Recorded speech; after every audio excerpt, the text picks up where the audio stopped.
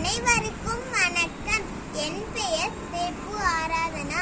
உணவு என்பது ஒரு உயிருக்கு தேவையான ஊட்டச்சத்து கிடைப்பதற்காக உண்ணப்படும் எந்த ஒரு பொருளையும் குறிக்கும்.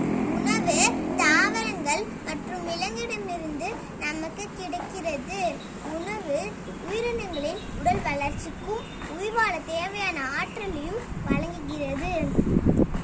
நம்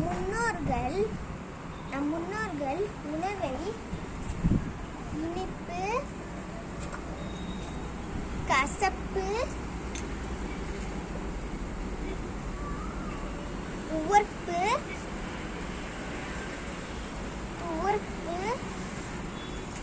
புளிப்பு, காற்று என சுவைகளை அடிப்படையாக கொண்டு ஆறு வகைகளாக பிரித்துள்ளனர். நாம் பசித்து புசிக்க வேண்டும். ஆரோக்கியமான உணவுகளான காய்கறிகள்,